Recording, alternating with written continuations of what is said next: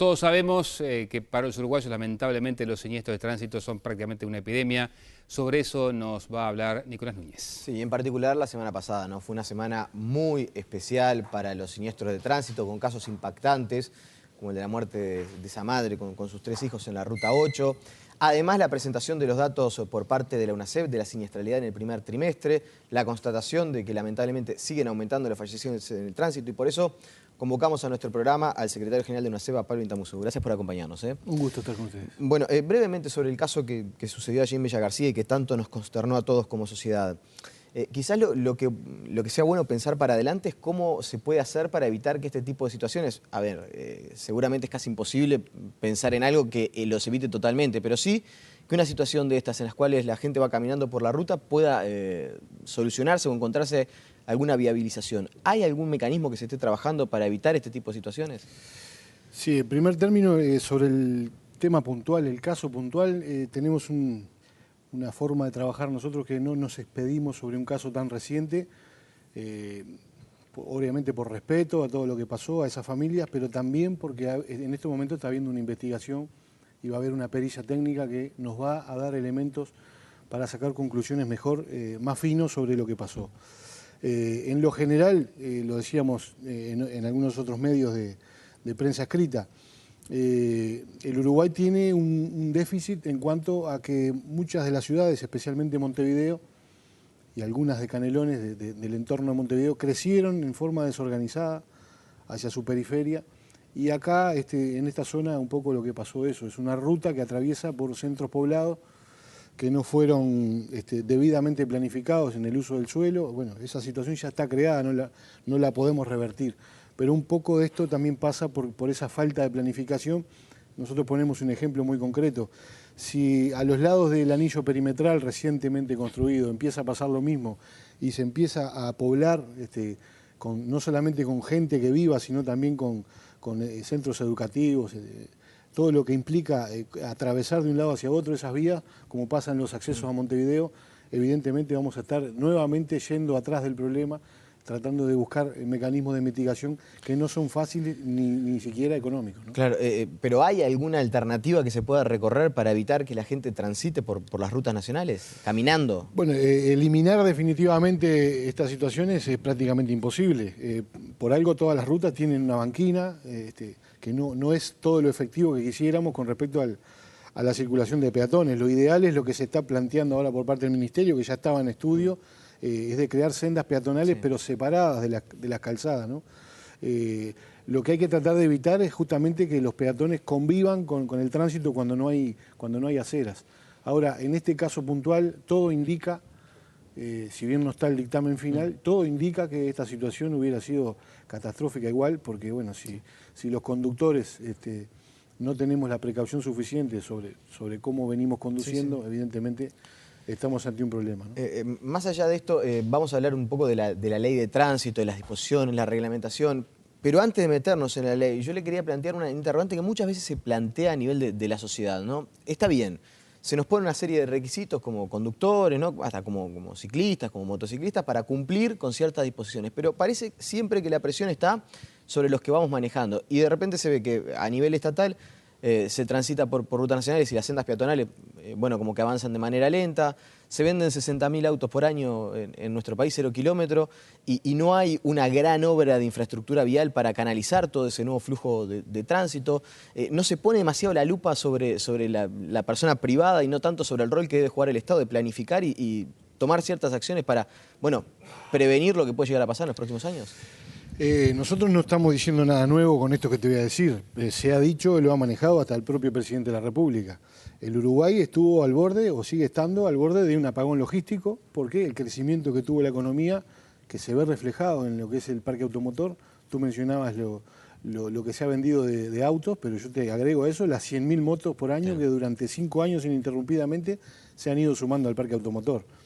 Ahora, si esa infraestructura hay que adecuarla a esta nueva realidad y no se cuenta con herramientas, por ejemplo, desde el punto de vista económico, para poder financiarla, como se intentó hacer con el impuesto, el famoso ISIR, que luego fue declarado inconstitucional, obviamente que las soluciones, que siempre venimos corriendo las de atrás, van a demorar mucho más. Esto es una situación que la ha reconocido el gobierno y la han reconocido todo el sistema político. Estamos ante un problema porque nadie preveía que el Uruguay iba a crecer como creció y sobre todo que ese crecimiento se iba a mantener. Acabamos de tener cifras de un nuevo crecimiento económico. Sí, está claro. Es evidente que la gran explosión tan rápida no nos permitió acompasar la infraestructura con el crecimiento. Ustedes desde la UNACEB, ¿cómo visualizan las carreteras uruguayas en el corto plazo? ¿En qué habría que ir pensando para evitar que este congestionamiento en el tránsito, bueno, siga provocando siniestros fatales, que la conducta de los conductores siga siendo compleja al momento de manejar, el estrés? O sea, a ver, ¿qué es lo que habría que hacer? ¿Cuál es el camino que habría que empezar a recorrer? Bueno, en primer lugar, nosotros asumimos como propio lo que ha dicho Naciones Unidas y tampoco estamos inventando nada. Hay que trabajar no sobre una cosa u otra, hay que trabajar sobre todo. Hay que trabajar sobre las vías de tránsito, sobre los vehículos, sobre los usuarios, y hay que mejorar la respuesta tras los siniestros. Esas son las grandes líneas de trabajo en las cuales UNACEB tiene basado su plan de acción para este año y para el año que viene.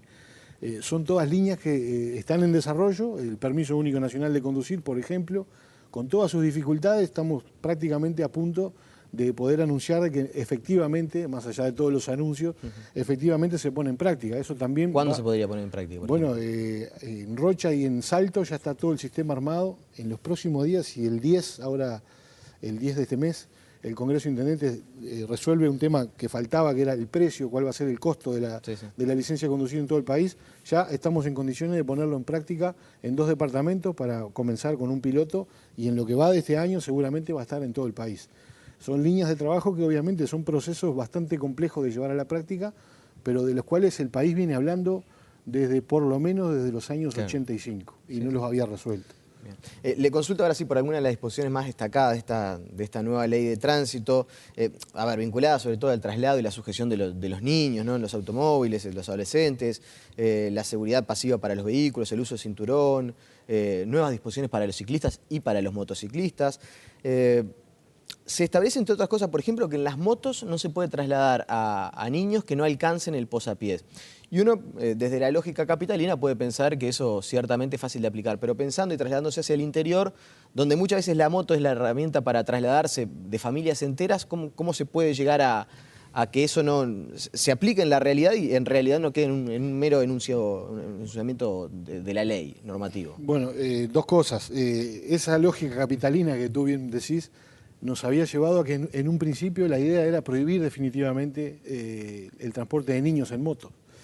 Los legisladores, muchos diputados que son del interior, creo que con una sensibilidad que había que tener y que obviamente no se había tenido hasta ese momento, se incorporó la posibilidad de adaptar los vehículos, o sea, adaptar los posapiés para que esos niños puedan sí ser transportados y que no haya un corte tan drástico en lo que es la modalidad. Hoy en el interior la moto sustituyó totalmente a la bicicleta.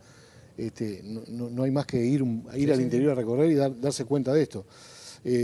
Obviamente, esto si no cierra por el lado del control, siempre tenemos el mismo problema. En materia de tránsito y en otros temas, siempre tenemos buenas normas. Somos un país que, por lo menos en la disciplina nuestra, está muy bien a nivel internacional. Tenemos muy buenas normas, pero tenemos un déficit enorme en lo que es el control y la fiscalización y la vigilancia de que esas normas se cumplan. Y ahí volvemos también al tema de los tiempos, porque con los intendentes cuando conocieron la ley de tránsito dijeron, pero esto nosotros no lo podemos fiscalizar, y sin embargo se dijo, bueno, se va a trabajar en la policía de tránsito, y eso parece ir más lento de lo que ustedes quizás quisieran. Y sí, en esto cuando hablamos de este tema, y a los que estamos en esto, a veces nos apasionamos y sí, nos pasa eso. Pero ¿sale o no sale la policía de tránsito antes de que esto empiece a controlarse? Esto requiere un proceso que también, obviamente uno quisiera adelantarlo, pero esto requiere de la modificación de la ley orgánica policial, que es un proyecto de ley que ya está en el Parlamento, pero obviamente va a tener su discusión. Calculamos que durante 2014 se va a discutir y aspiramos a que se apruebe en 2014 para que el próximo presupuesto el próximo gobierno, ya tenga pronta esa ley para llevar a la práctica esta Policía Nacional de Tránsito que, lo han dicho los intendentes, es muy necesaria para reforzar el trabajo de los inspectores. Igual en el mientras tanto van a tener que fiscalizar solamente las intendencias sin la policía. Sin duda, como se ha fiscalizado hasta hoy, casi todas las normas que tenemos, nosotros ponemos un ejemplo que es muy claro. Lo que hemos logrado entre todos los uruguayos en materia de alcohol y conducción es un éxito no de la UNACEB, es un éxito de todos, porque también las intendencias lo tomaron como propio y lo fiscalizan y lo fiscalizan de forma uno rigurosa. No percibe como tan fundamental, por ejemplo, el tema del maletín de primeros auxilios y en el alcohol hay más... uno toma más en cuenta lo que puede llegar a pasar si uno maneja alcoholizado y no tanto con el tema del maletín. Es evidente que esta ley es tan abarcativa. Uno cuando manda una ley al Parlamento trata de abarcar lo más posible para no estar mandando proyectos aislados, ¿no? Pero es notorio que hay algunos aspectos de esta ley que son mucho más prioritarios que otros, claro, valga la redundancia, ¿no? El tema motos y bicicletas, por ejemplo, nos parece que hay que poner el centro allí. Obviamente que el botiquín de primeros auxilios es un elemento muy importante, lo dice la Organización Mundial de la Salud. No estamos inventando nada, o sea, estamos aplicando lo que hace 20 años que aplican los países que han tenido éxito en esta materia, ¿no? Ahora, si me quedan 30 segundos, ¿cuándo empiezan a sobrevolar los cielos uruguayos los helicópteros que había pedido la UNACEB y que bueno, se anunciaba que por el mes de abril, si no me equivoco, iban a estar ya funcionando? Bueno, abril todavía estamos... Estamos en curso, es verdad. Se había manejado marzo, se retrasó un poquito la llegada de una de las aeronaves, porque la otra ya está, que es el helicóptero que usa el presidente Mujica, que él lo colocó para este tema. Obviamente helicópteros sanitarios, falta el equipamiento. El de Mujica con el equipamiento sanitario. Ahí está. Estamos en abril, nos están diciendo las autoridades de Fuerza Aérea, que son las que están coordinando todo esto, que todavía estamos a tiempo de que en abril llegue esta aeronave. Llega y empieza a funcionar. Y ya se ha conformado en una comisión honoraria de la cual UNACEB forma parte, con el Ministerio de Salud Pública y algunos otros organismos, para cuando llegue la aeronave ya poder empezar a despachar este recurso que en el interior del país sobre todo es fundamental. Le agradecemos su presencia esta noche. A ustedes como siempre. Alfredo. Amigos, bueno, última pausa. Tras la misma conversamos con el ex titular del Instituto de Colonización, ex ministro, candidato al Senado, Andrés Berterreche. Enseguida venimos.